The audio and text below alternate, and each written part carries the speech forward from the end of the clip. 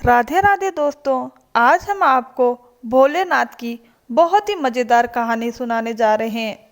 पर कहानी सुनने से पहले अगर आप हमारे चैनल पर पहली बार आए हैं तो चैनल को सब्सक्राइब जरूर कर दें और कमेंट बॉक्स में जय महादेव की जरूर लिखें। तो चलो कहानी शुरू करते हैं।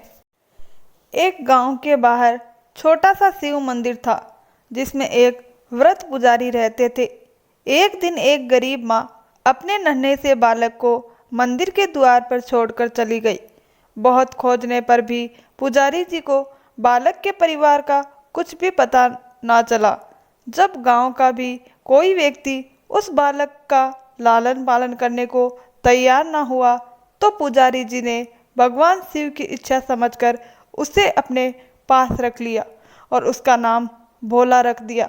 गांव के श्रद्धालु भक्तों से जो कुछ प्राप्त होता उसी से भगवान शिव का, पुजारी जी का और बालक भोला का किसी तरह गुजारा चलता था। यदि किसी दिन कम भी पड़ता तो पुजारी जी बालक और भगवान को भोग लगाकर स्वयं गंगा जल पीकर रह जाते। धीरे धीरे भोला बड़ा होने लगा और अब वह पुजारी जी के कामों में हाथ बटाने लगा। वृद्ध पुजारी जी के थके हारे हाथों को कुछ आराम मिलने लगा। इसीलिए उन्होंने भोला को मंदिर की सफाई, भगवान शिव की पूजा, उनको भोग लगाने और उनकी आरती करने की विधि अच्छे प्रकार समझा दी। अब वे स्वयं भगवान शिव के नाम का जप और कीर्तन में समय व्यतीत करने लगे। एक दिन भगवान शिव के मंगलकारी नाम शिव शिव शिव का जप करते हुए ही उनके प्राण छूट गए। अब बालक भोला इस संसार में भगवान शिव के सिवा और कोई सहारा ना रहा। उसने पुजारी जी की यह 3 बात कभी नहीं भूली। भगवान भोलेनाथ शिव शंकर को ताजी गरम रसोई का ही भोग लगना चाहिए। भगवान को भोग लगाए बिना स्वयं कुछ भी नहीं खाना। भगवान शिव पर विश्वास रखना। कभी भी किसी भी वस्तु का संग्रहण न करना, बासी भोजन का भी नहीं। यदि कोई भक्त पहले से बना भोजन या मिठाई मंदिर में दे जाता है तो बालक भोला उसे गरीबों में बांट देता। वह ताजी रसोई बनाकर ही भगवान को भोग लगाता। उसके बाद ही स्वयं भोजन ग्रहण करता और यदि बचता तो उसे बांट देता। यदि रसोई बनाने को सामग्री न होती तो भोले बाबा और भोला भगत दोनों गंगा जल पीकर ही रह जाते। एक बार बरसात का मौसम आया और 3-4 दिन तक मूसलाधार वर्षा होने से मंदिर में एक भी भक्त नहीं झांका। भोला अपने भोले बाबा को गंगा जल ही भोग लगाता और उसे ही पीकर रह जाता। भोले बाबा बालक की भक्ति और सहन शक्ति की परीक्षा लेते रहे, किंतु आखिर में अपने भक्त बालक को भूख से तड़पते देख उनसे रहा न गया। वे सेठ के नौकर का रूप धरकर हाथ में भोजन सामग्री की पोटली लेकर वर्षा में भीगते हुए मंदिर के द्वार पर जा पहुँचे। उन्होंने आवाज लगाकर भोला को बुलाया। उसके हाथ में पोटली देखते ही बोले, सेठ जी ने यह सीधा कच्चा राशन भेजा है। इसे रसोई बनाओ, भोग लगाओ और स्वयं भी प्रसाद पाओ। मैं कल फिर आऊँगा। भोला भगत ने आशीर्वाद देकर उसे विदा किया और सूखी गीली लकड़ियाँ के धुएं में गरम रसोई बनाकर भोले बाबा को भोग लगाया। पूरे बरसात के मौसम में भोले बाबा नौकर के वेश में भोला भगत को सीधा देने आते रहे और स्वयं भी गरम गरम रसोई का भोग पाते रहे। एक दिन भोला भगत ने सोचा कि सेठ जी को सीधा भेजते हुए 4 महीने हो चले, किंतु वे स्वयं कभी भी भोले बाबा का प्रसाद ग्रहण करने नहीं आए। अगले दिन जब भोले बाबा नौकर के वेश में सीधे की पोटली देने आए तो भोला भगत उनसे बोला, भाई तुम्हारे इतने धर्मात्मा सेठ जी कभी स्वयं मंदिर में प्रसाद लेने नहीं आए। इस कारण मेरा हृदय अत्यंत दोहकी हो रहा है। अपने सेठ जी से कहना कि कल वे भी मंदिर में प्रसाद ग्रहण करने अवश्य पधारे। भक्त की बात सुनकर नौकर बने भोले बाबा घबरा उठे और बोले कि पुजारी जी अब मैं चलता हूँ। पुजारी बना भोला भक्त बोला, ऐसे कैसे चलने दूँ? आपके परमात्मा सेठ जी इतने दिनों से सीधा भेज रहे हैं, क्या मैं उन्हें भगवान का प्रसाद देने का अपना कर्तव्य भी पूरा ना करूं? मैं किसी का उधार खाने वाला नहीं हूं। अपने सेठ जी से कह देना कि यदि कल भोले बाबा का प्रसाद ग्रहण करने ना पधारे तो मैं उनका सीधा लेना बंद कर दूंगा। नौकर बने भोले बाबा तो अपने भोले भगत की अकड़ देकर कांप उठे और यह सोचकर मन ही मन हंसे कि वाह, आज तो लेने वाला ही देने वाला पर दोष दिखा रहा है। लेकिन सरल हृदय भक्त के मनोभाव पर रीझ कर से वे बोले, ठीक है पुजारी जी, कल सेठ जी मंदिर में प्रसाद ग्रहण करने जरूर पधारेंगे। कुछ दिन बड़े सवेरे ही भोले बाबा नौकर के वेश में दूध, बहुत सारी भोजन सामग्री लेकर मंदिर पहुंच गए। भोला भक्त बोला, भाई इतना सारा सीधा किस लिए ले आए? नौकर बने भोले बाबा बोले, पुजारी जी भूल गए क्या, आज आपने सेठ जी को प्रसाद के लिए बुलाया है, इसीलिए आप चक्कर रसोई बनाइए और भोले बाबा को भोग लगाइए। हाँ, यह तो बता दीजिए कि सेठ जी किस समय पधार रहे हैं? भोले ने प्रसन्न होकर उन्हें सेठ जी के आने का समय बता दिया और भोला भक्त की इच्छा पूर्ण करने के लिए भोले बाबा कैलाश पर सेठ का रूप धारण करने लगे। इधर अपने स्वामी को एक प्यारे भक्त के यहाँ भोजन ग्रहण करने का समाचार सुनकर ममतामयी अन्नपूर्णा माँ पार्वती भी भला कैसे पीछे रहते। वे भी पति की आज्ञा लेकर सेठानी का रूप धारण करने में जुट गई। भोले बाबा ने अपने गले में मुंडों की माला उतार दी, शरीर पर लगी भस्म, कमर पर पहना हुआ बागर और बाहों और कानों में पहने सांपों के हार भी उतार कर रख दिए। उन्होंने एक मखमल का सुंदर कुर्ता धारण कर लिया, अपनी जटायु सीधा कर गंगा और चंद्रमा को उसमें छिपा लिया और ऊपर से एक सुंदर रंग बिरंगी पगड़ी पहन ली।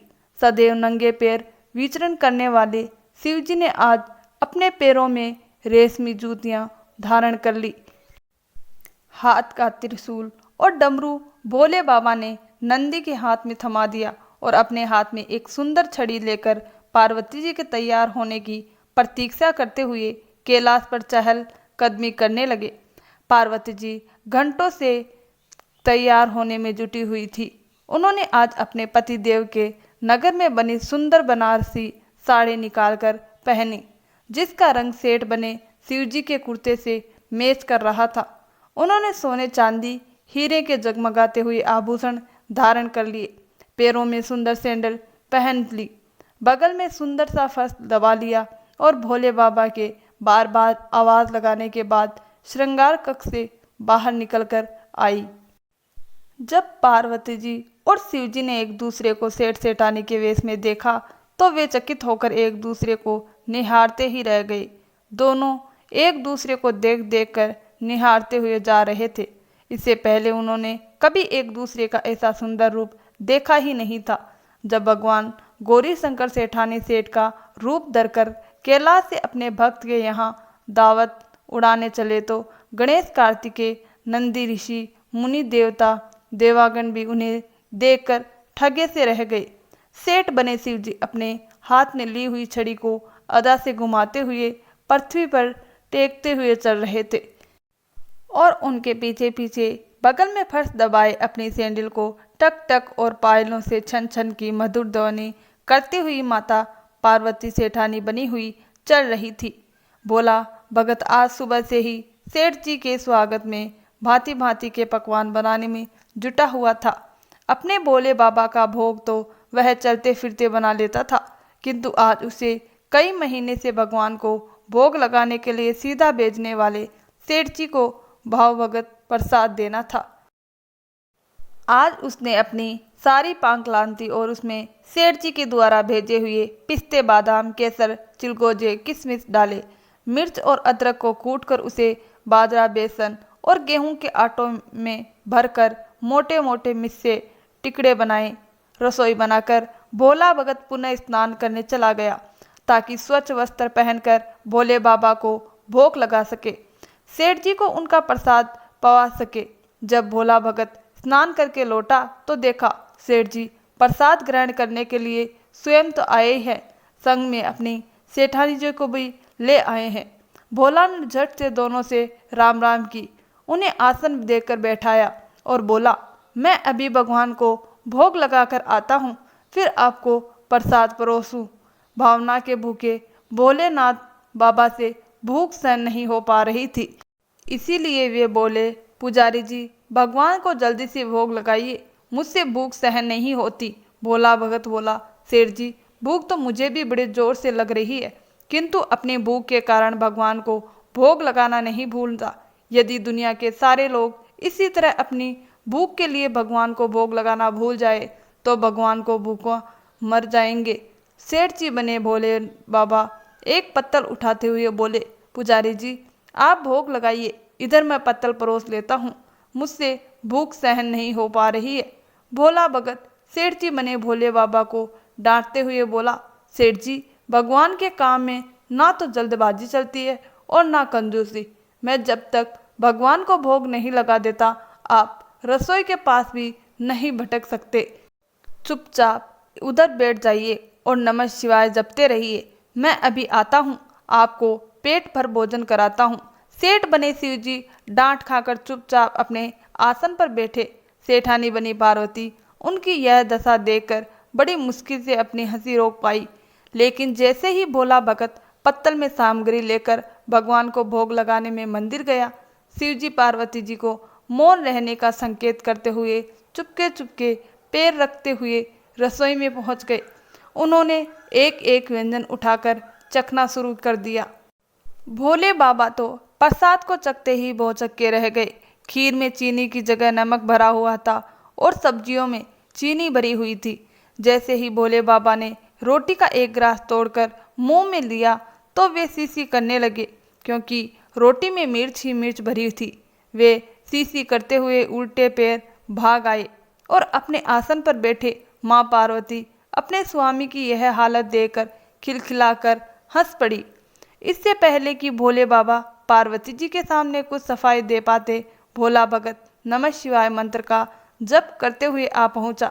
उसने भोग को रसोई में मिलाकर उसे पवित्र बना डाला और फिर सेठ जी के सामने पत्तल परोस कर हाथ जोड़कर, भोला सेठ अब आप ही जी भर के प्रसाद पाइए।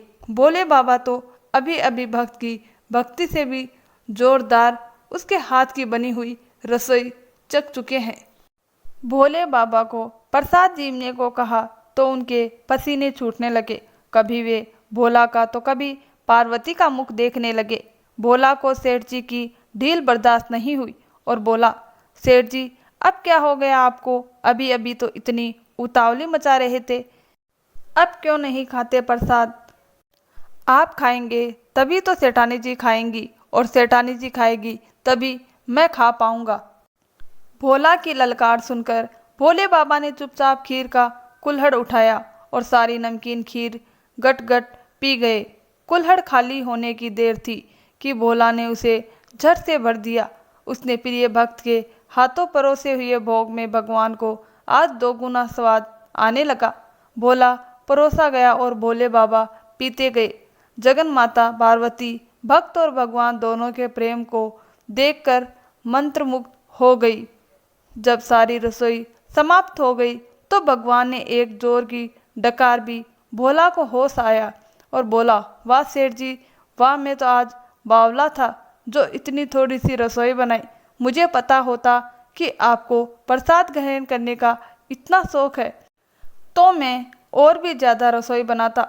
भोले बाबा अपने पेट पर हाथ फेरते हुए सेठानी बनी पार्वती जी की ओर मुस्कुराकर देखते हुए बोले, पुजारी जी मैं इतना रोज कहाँ खाता हूँ, किंतु आज प्रसाद इतना स्वादिष्ट बना था कि अपने पर वश ही नहीं रहा और खाता ही चला गया।